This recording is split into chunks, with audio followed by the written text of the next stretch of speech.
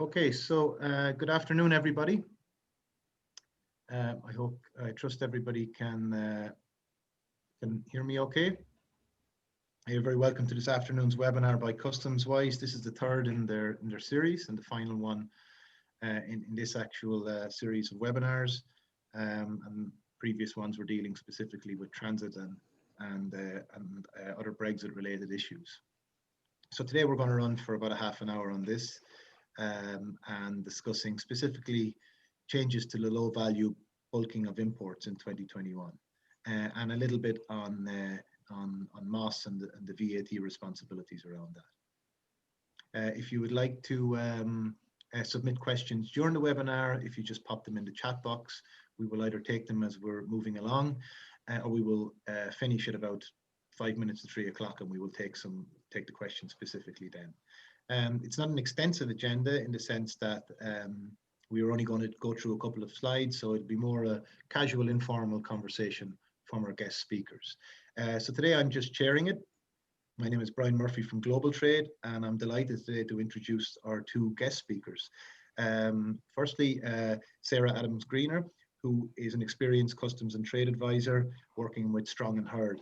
And she's worked in collaboration with various different international trade organizations, chambers of commerce, and indeed has vast experience as an ex-HMRC employee. So very valuable and lucky to have Sarah with us today. The next speaker is Mr. Frank Touissant, who is an executive director and co-founder of BSMA Europe, which is the Bio Supply Chain Management Alliance of Europe.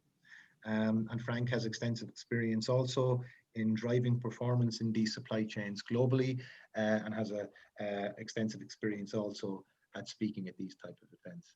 And as I said myself, Brian Murphy from Global Trade. So to move on to our topic, which everybody has signed in for, something which is very topical at the moment from a Brexit point of view, but also the process exists outside of Brexit. So maybe if I could come into you first, Sarah, to give us a little bit of background on your own experience with these low value bulk consignments, both from an import and an export point of view, and just to explain to people what exactly they are. Yes, certainly, Brian. Thanks for that. So, afternoon, everyone. So, prior to me leaving HM Revenue and Customs, I worked in a small national team in Cardiff called an Export Unit of Expertise. So, when the National Import Relief Unit in Enniskillen closed, we inherited a lot of their work, and they actually looked after low value bulking for imports, which has now been renamed. It's got a new acronym now, so it's moved from LVBI to BIRDS now, which is a bulk import reduced data set. So I've got to change a name there. So my team previously looked after the compliance issues surrounding LVBI, because as applicants, you're seen as trusted traders working in partnership with HMRC, where you have to adhere to certain conditions and make sure that you are being as compliant as possible. But another ones of the teams I used to work with, again based in Cardiff, is the Memorandum of Understanding for Exports. So LVBI is going to be vitally important for the importation of multiple consignments, especially by the likes of Amazon, for example. Other companies are available, but if we use them as an example, for export purposes, the team in Cardiff looked after fast parcel operators, couriers. So we've got the big four: DHL, FedEx, UPS, TNT. But there was also about 60 small courier companies based around the Heathrow area, where they exported goods to third countries. And under this Memorandum of Understanding, in a similar way to how LVBI, as was now BIRDS, worked, it allows them to actually bulk their exports, and it bulks their exports, so per flight, for example, or per truck going to the EU. And as long as the goods are innocent, they're not prohibited or restricted, then a bulk declaration for export can be carried out in a similar way to how LVBI works for import. So really important facilitation available.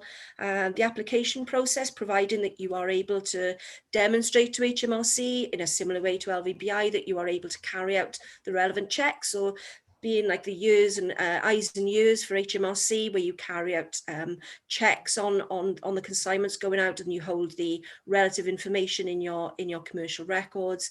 Then again, it's another important facilitation. And I think going forward, Brian, I think these areas for, you know, the amount of e-commerce that the UK actually, you know, imports and exports in this time, I think is quite an important area.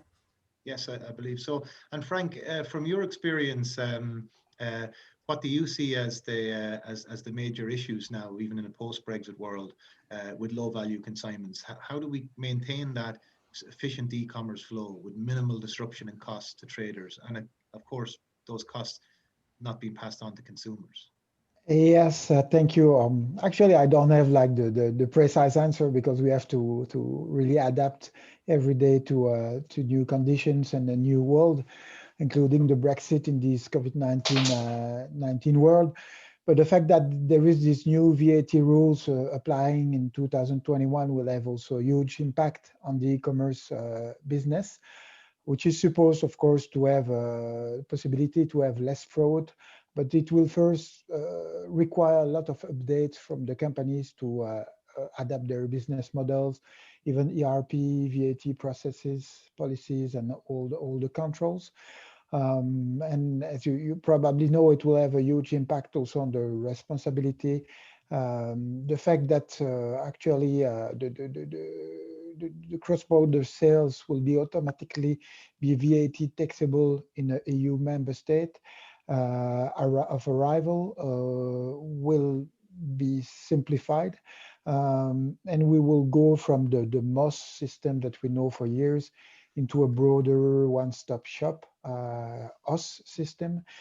And that should be more facilitated. The fact is that also there is a change for the sales from non-EU countries is also very important, because from my understanding, and typically from a project I'm working in Belgium, namely with an airport which has come from almost zero e-commerce shipments to 400 million last year, and all in 2-3 years time, we've had to adapt to a lot of new rules. And for those ones, I see that a lot of players are not always prepared to these changes, mostly the small ones. And we see that there will be really a change in for the sellers and the responsibility of the platform themselves. So huge changes are ahead, which are taking place at the similar time of Brexit. So that's a big change for the companies to adapt. So if I kind of get where you're coming from there, which is interesting, Frank, we have we have a number of changes coming up running parallel. We have Brexit, of course, with you know, a key EU trading partner leaving the customs territory of the EU. We also have these new VAT changes, MOS, and of course the 22 euro cutoff will disappear as well, and that's happening next year on the 1st of July. And then we have just a general increase in e-commerce flow in COVID times, but it's increasing anyway. So we have a number of things coming together as perfect storm for low value consignments. And the challenge is to keep that flow moving at minimal cost, as I said, and disruption to the consumers or the parcel providers involved. But the issues I see here, and again, if I could maybe tip back to you on this, Sarah, is that there is a lack of understanding of how the process is being joined up and how to do it most efficiently. Because from a UK point of view, on the 1st of January, you will leave the customs territory of the European Union, and you will be managing your own flow as regards full imports, full exports. But then we will also have our new AIS system here in Europe, which goes live at around the same time. And now we have to collect import VAT on all low value consignments. And how do we do that in the most efficient way? We've heard the term super reduced data set and how that's going to work and so on. But on the 1st of January, we have to have a facility for these low bulk imports coming in into the EU from the UK, but also going out of the UK. How difficult is it for consumers, for the players in the market to apply for that? Do they need special types of authorization? Do they need AEO, for example, or is it something that they can manage themselves? I think you're right, Brian. I think there are a lot of challenges ahead, and I deal quite a lot with companies, and even to the point where last year when we were looking at a no deal Brexit, and companies were geared up and ready to go. And I think the trouble is we had so many false dawns last year.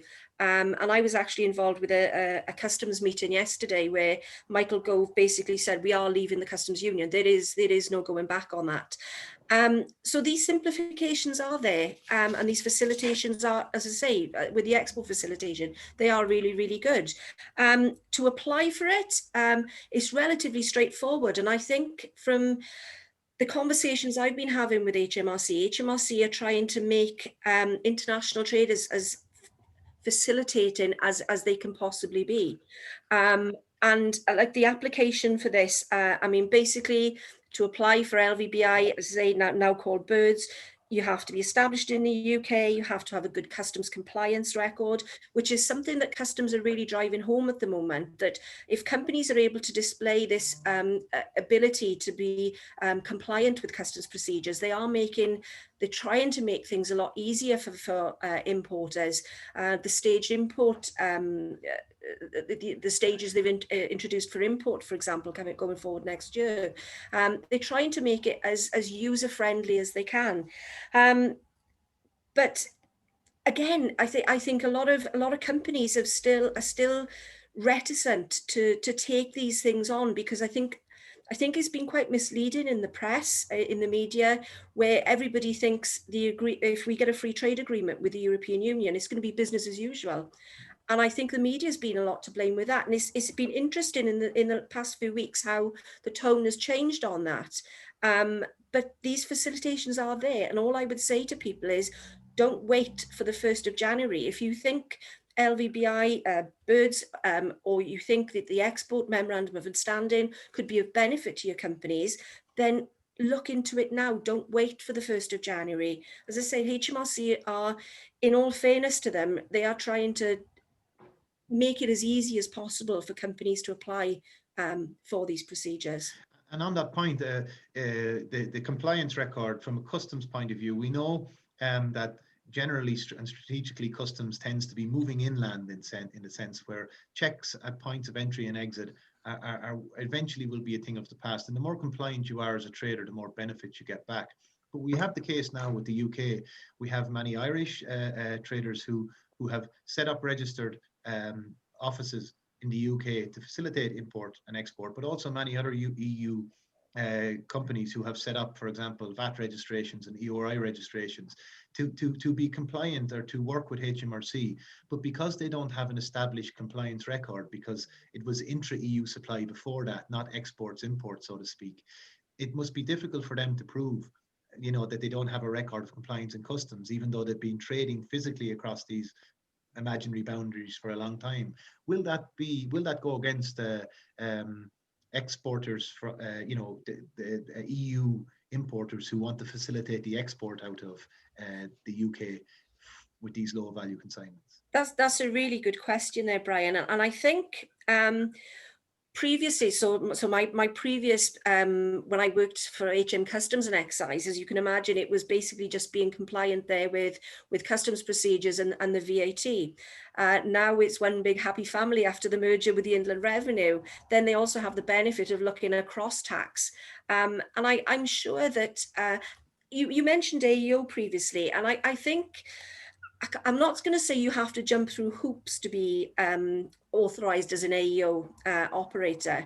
And a lot of these, like LVBI, the Memorandum of Understanding, that's all about building the relationship. And I think if a company is able to display sufficient procedures that they have in place prior to the application, I am of the opinion that HMRC would look on that favourably. If you went to them with an application where you're unable to demonstrate that, I'm not saying you have to become fully up to the full AEO standard, because you know that does take some time. But if you're able to demonstrate to HMRC that you have, you've looked at the requirements of the procedures, that you're able to demonstrate it within your systems, and I think they have to remain understanding of the fact that this isn't just something new for the UK.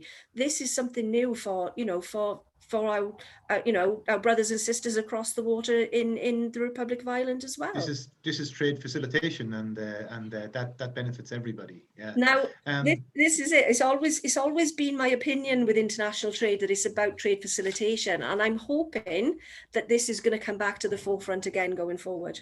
Yeah, let's hope the agreement, which is, which there is a lot of politics to discuss in the agreement, but ultimately the trade piece, and trade is only one part of the whole future relationship, and customs is the application of those rules, if you like. And we know so many of those already. We're just waiting for the actual go live. And Frank, if I could just come back to you for a moment there, the changes in 2021. What do you see as the biggest changes in how we handle these? Brexit aside, what do you see as the biggest changes to handling these low value bulk imports as a European Union, in the European Union as a whole? Just really to get back on also on the Brexit aspect, because I've had the chance to discuss about some customs authorities even this week. Of course, everyone would hope to get an agreement and make it happen. The fact is that what I would advise is really to get prepared now for different scenarios as from January 1st, 2021, and that possibility to do a good market scan of the solution and the supply chain models, and really to rethink the model while anticipating the risk. For example, one is the rule of origin, because sometimes you don't know that your supplier is actually using suppliers that are out of EU or that might be out of EU, which will have a big impact on the supply chain organization itself. When I discuss to the customs with the customs officers, they are saying that they're lacking resources. Even now, currently with COVID-19 in some countries, that's difficult to have the right resources. So they expect an increase of work at that time. So there might be an increase, disruption risk, of course, at that time that we should anticipate. And hopefully that just, I would say, during a short time frame, but at least it has to be expected.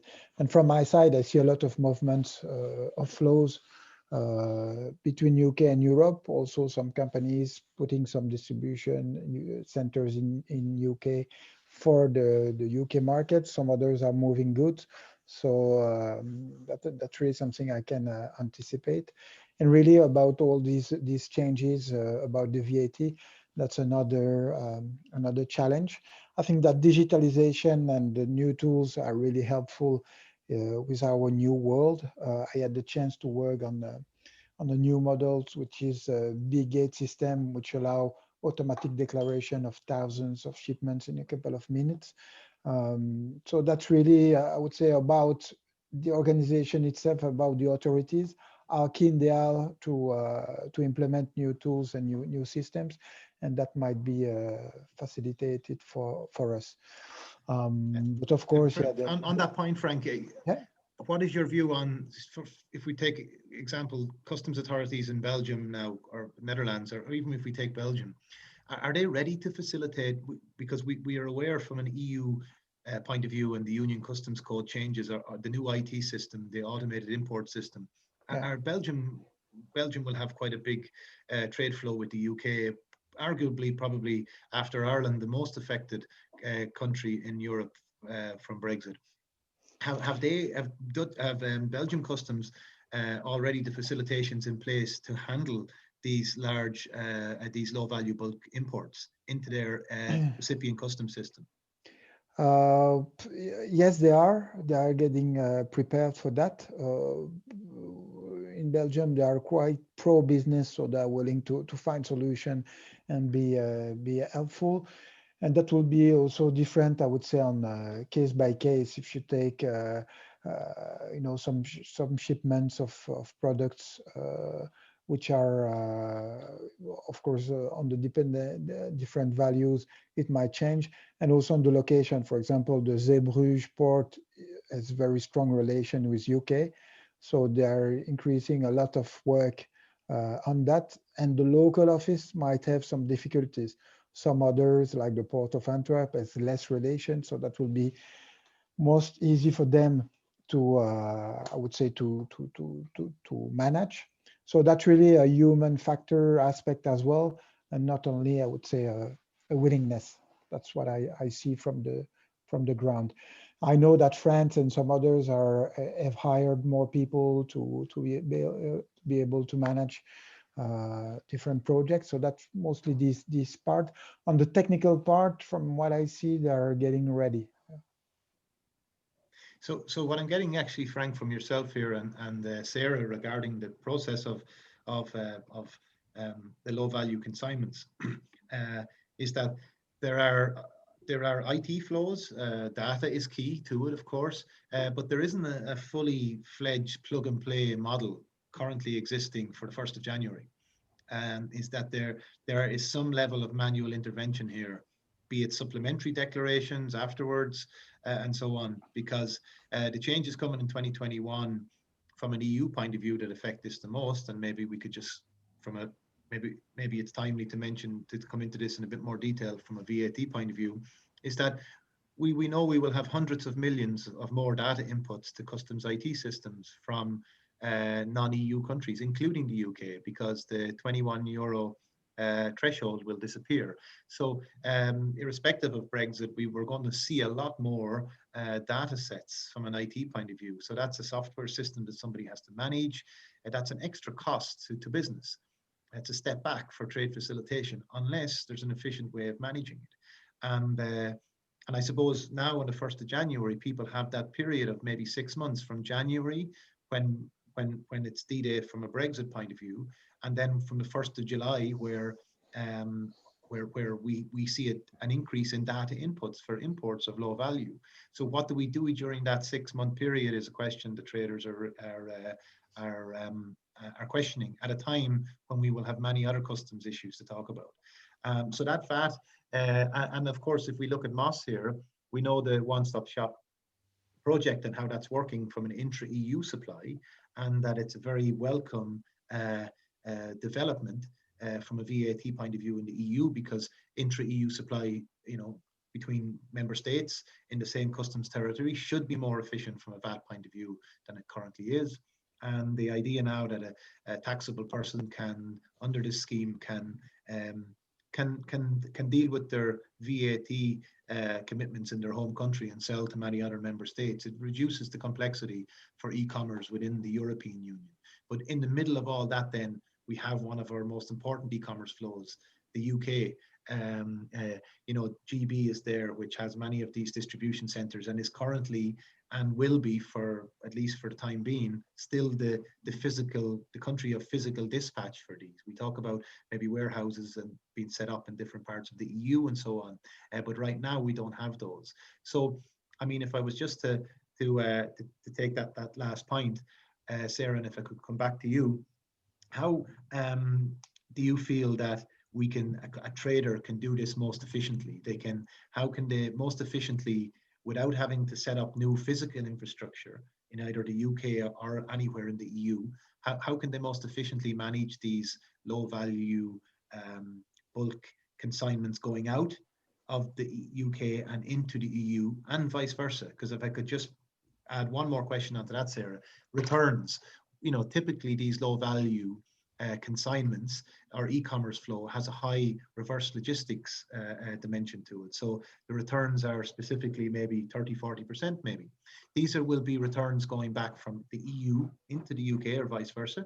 And can those returns possibly be managed in the same type of way, where we can consolidate them all on a low value declaration, low value but high volume declaration, and then not have to pay the duties and taxes going back in?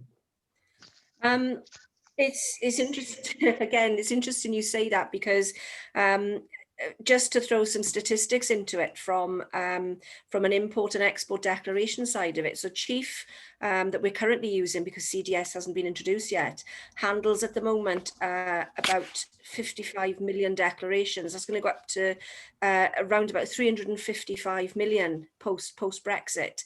So I think the facilitations of using LVBI, of using a memorandum of understanding at export, where a lot of the information that's supplied, because we have the reduced data set and we can bulk per consignment, so bulk per flight, bulk per truck going into the EU, etc. Then I think by using this facilitation, as long as the trader can actually display that they can hold the majority of the information within their commercial systems. So for audit purposes from HMRC, they can actually see, the information that's held there. Then the reduced data sets, I think, are going to make things a lot easier going forward, because, we're already looking at an increase with declarations. So I can only advise companies, if they are within this industry, to make advantage of them and look into them now, sooner rather than later.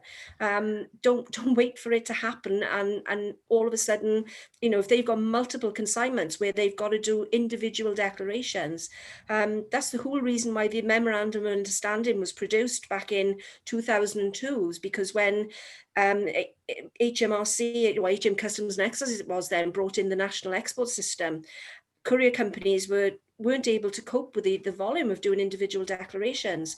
And I think, as I say, it's going to be the realization that import and export declarations are going to be required for moving our goods from the UK to distribution centres in the EU and vice versa, with returns coming back. You need to apply for this facilitation, definitely. Thanks, thanks, Sarah. Just if we just move on here, I see a question that has come in here now. The memorandum of understanding you talk about regarding this authorization, if indeed that's what I don't know if I should be calling it an authorization, not is it a simplification, it is an authorization. The memorandum of understanding, the question is just come in, who is that signed, who is that between? It's actually between the companies, so the courier company, for example, the fast parcel operator, or if you've got like a large distributor, it's between them and HMRC. And if needs be, I can send details to you, Brian, on the actual document, which explains about the memorandum of understanding in greater detail. Yeah, we can circulate. Thanks. We can circulate that with the slides from the presentation. Yeah. Just another question in here. They bulk from an import point of view. Is it possible then to have it all done from an if I understand the question correctly, it's that somebody in the EU is registered with an EORI and a VAT number in the UK. The intermediary software is connected to Chief. So they're doing their export declaration. So for example, you want to do your export declaration out of the UK from Ireland, and you are going to, and using the same system, do your import declaration into Ireland. Is that affected at all with this memorandum of understanding, or could you still submit your export declaration from Dublin to HMRC using your connected software system, intermediary software system, once you have the correct customs authorization, like an EORI number? That is a really good question, because the authorization for LVBI mentions that you have to be established within the UK.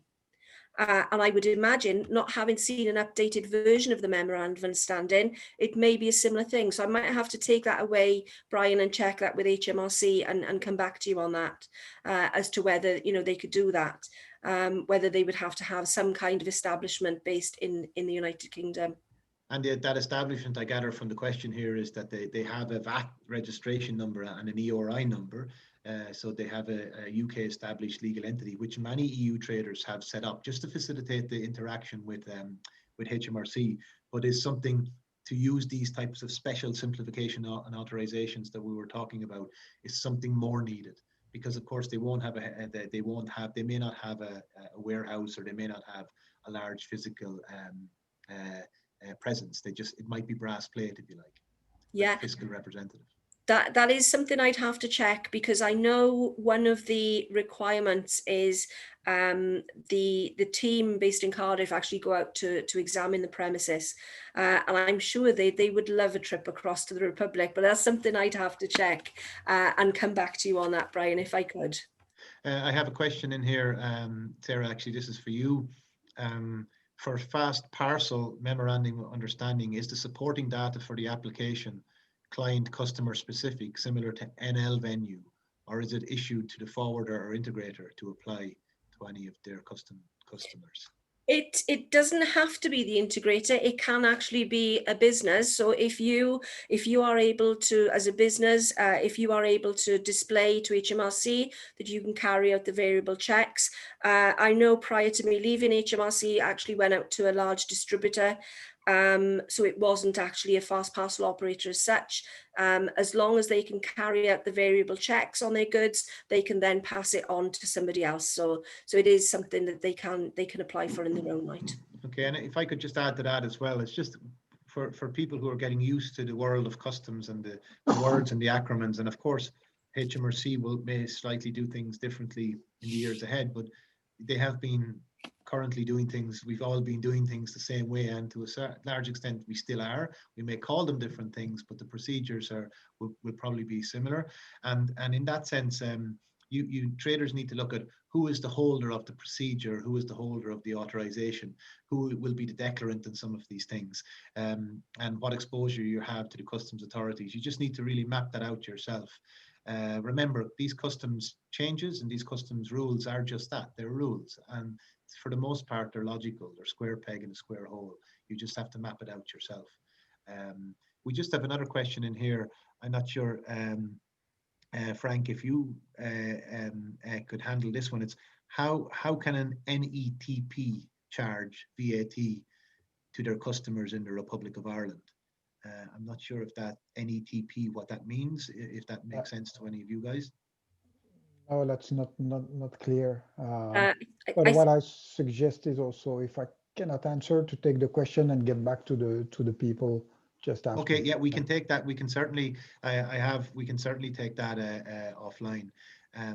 Sarah, there's another question here for you, just conscious of the time as well. If you currently hold a UK low value bulk import, will you be automatically awarded the new birds, or is it a new application?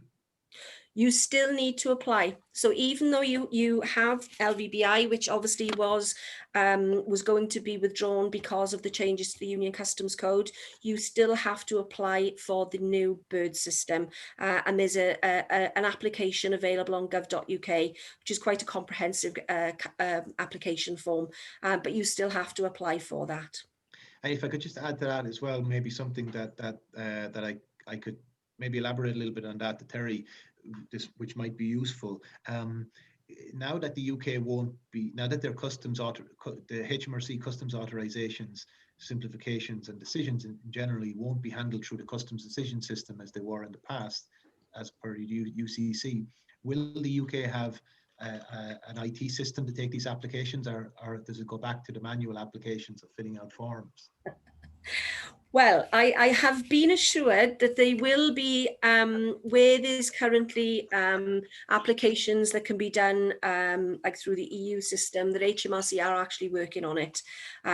But they're working on a lot of things at the moment with all of the new IT infrastructure coming in. We've got GVMS coming in, we've got TSS, so there's a lot of information going on, but hopefully they are looking to streamline it. And one of the major complaints about people applying for authorization simplifications with HMRC is the information is duplicated on so many different applications. So they have said that they are hoping to streamline that and make it a lot easier.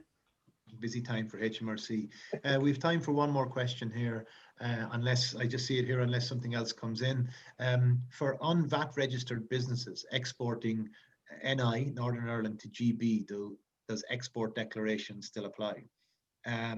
Well, maybe I could take that one myself. Export declarations, as per the Northern Ireland Protocol and the withdrawal agreement, export and import declarations apply between NI and GB in both directions. And whether you are VAT registered or not doesn't negate the need for a declaration. You may not need to be if the product is currently, if it's From an EU point of view, if it's under 22 euros, of course, you don't need a customs declaration unless the value of the goods exceeds 150 euros. But otherwise, from an NIGB point of view, from the 1st of January, then customs declarations are needed, and it's not directly related to your VAT. This is now an import and export to and from a third country, albeit that the NI is still part of the UK, but for customs purposes, NI is in the customs territory of the EU. So therefore declarations will be required at this point in time. Of course, the Northern Ireland Protocol may change between now and the end of the year. And I just think we might have one more question in here. Just a moment. Do we have another one in there? No. Last question. Will there be concessions for brokers clearing large volume bulk import parcels to be treated similarly to postal services regarding the liabilities on a parcel? Is that something, Sarah, you have any knowledge on, or maybe you, Frank? It's not something I mean, No. The Royal Mail have concessions where they don't complete their full export declarations, their full import declarations. There is a concession for the Royal Mail. I can't see that being extended to other providers at the moment. Yeah, my own opinion on that would be similar to Sarah's, that no, there wouldn't be, because if you're talking about Ireland or any EU country from an import point of view now, Brexit is not that much of a concern in the sense of what HMRC do. We are governed by the Union Customs Code, and regarding the low value bulk consignments, there may be more efficient ways of, and we hope, of course, to get more clarity on this, of how you submit the data to reduce your need for declarations. But depending on the values of these, they still need to be cleared for customs purposes. And of course, there's also, unlike the postal services, there are entry summary declarations also required now before the goods will leave the UK and vice versa. So it won't be the same as postal services, because now there are other requirements. And of course, there's the 150 euros limit there's the various parcel limits that exist currently. So I would think that the simplifications around this would be the data flow, and to reduce your non-tariff barrier costs of not simply having a declaration for every line for low value consignments. But I think that's it for the questions. So just to wrap up, if I could say to Frank and Sarah, thank you very much for your valued contribution today. From all the team in Customs Wise, thank you to everybody for signing up, not just this webinar, but to the previous two webinars. If a copy of the slides is required, it can be sent out. And just to please keep an eye on our website and social media feeds for more updates on this going forward, as we learn more about it between now and the end of the year. So with that, I wish everybody a good afternoon, good evening, and stay safe, and we'll talk again. Thank you all very much. Thank you. Thank you. Bye-bye.